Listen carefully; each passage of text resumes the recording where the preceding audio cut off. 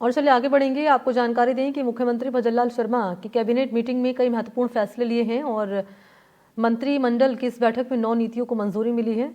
Meeting के बाद deputy CM doctor Premchand Bairwa कह रहे हैं कि मुख्यमंत्री भजनलाल शर्मा कैबिनेट की बैठक में यहां 9 नीतियों को मंजूरी मिली है। राजस्थान के उत्थान के लिए विकसित राजस्थान बनाने के लिए पारित की गई राज्य वित्त आयोग का गठन प्रस्ताव भी मंत्रिमंडल की बैठक में अनुबंधित किया गया है। नगरीय विकास पिछले कई समय से नगरीय क्षेत्रों में संख्या तेजी से बढ़ रही है, जिस वजह से गांवों में जनसंख्या बढ़ रही है।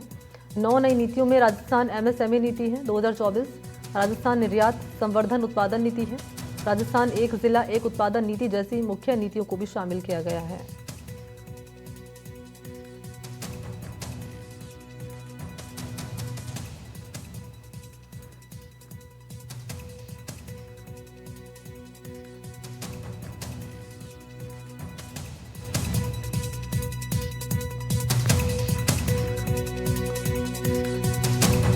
और इसी खबर पर मेरे साथ ज़्यादा जानकारी लिए जुड़ चुके हैं सहयोगी सोमू आनंद इस वक्त मौजूद हैं। सोमू, क्योंकि दिसंबर में ही सरकार का यहाँ पर 1 साल का कार्यकाल पूरा हो जाएगा, लेकिन उससे पहले ये बड़ा फैसला लिया गया है कैबिनेट की बैठक में। महत्वपूर्ण फैसला तो यह है कि भरतपुर और बीकानेर जहाँ पर विकास प्राधिकरण शामिल होंगे। और कौन कौन सी नीति जिनको मंजूरी मिली है?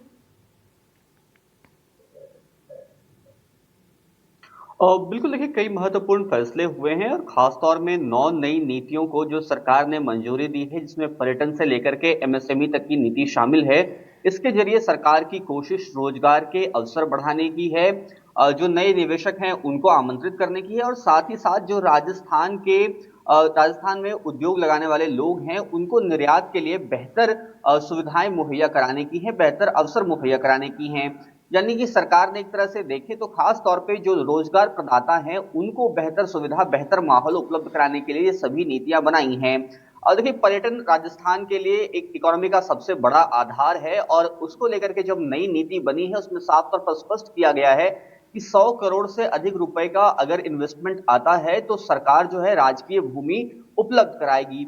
उसके अलावा भी अन्य जो भूमि से जुड़े हुए जो दस्तावेज हैं और उसके जो काम हैं उसमें भी रियायत जो है वो निवेशकों को मिलेगी। ये एक बहुत महत्वपूर्ण फैसला है। उसके अलावा जो सैंड पॉलिसी है उसको लेकर के भी ये बहुत साफ हुआ है कि अब उससे जब ये नई नीति आई है तो सरकार ज्यादा उसको रोजगार सृजन के रूप में देखना चाह रही है। एक जिला एक उत्पाद नीति के जरिए कोशिश ये है कि हर जिले में, जैसा कि अभी हमारे साथी नासिर जिक्र भी कर रहे थे कि बीकानेर किसी और चीज के लिए फेमस है, उसके बाद राजस्थान के अलग अलग हिस्सों में अलग अलग ऐसी चीजें हैं जो वैश्विक पटल पर हैं। तो जाहिर तौर पे उन सभी को बेहतर माहौल उपलब्ध कराने के लिए जो सभी नई नीतियां हैं वो बहुत कारगर साबित होंगी। एमएसएमई को बढ़ावा देने के लिए जो नई नीति आई है उससे स्थानीय स्तर पर काम कर रहे जो उद्यमी हैं उनको सीधे तौर पे फायदा पहुंचेगा और उससे अंततः राज्य की अर्थव्यवस्था जो है वो सुदृढ़ होगी। क्योंकि विपक्ष में बैठी कांग्रेस पार्टी लगातार ये आरोप लगाती रही है। कल आपने जानकारी दी थी किस तरीके से टीकाराम जूली सवाल खड़े कर रहे थे कि पर्यटन में व्यस्त है मुख्यमंत्री भजनलाल शर्मा। तो कहीं ना कहीं ये जो नीतिगत फैसले लिए गए इस कैबिनेट की बैठक में, ये करारा जवाब विपक्ष को कह सकते हैं क्या? और देखिए, बिल्कुल कोई भी सरकार आती है तो वो कई सारी पॉलिसीज ऐसे लेकर आती है जिससे सीधे तौर पे जनता को फायदा होता है। वही विपक्ष का भी यह काम है कि वो ऐसे मुद्दे जो जनता से जुड़े हुए हैं, जहां पे लगता है विपक्ष को भी वहां पर सवाल उठाए जाने चाहिए, वे सवाल उठाते हैं।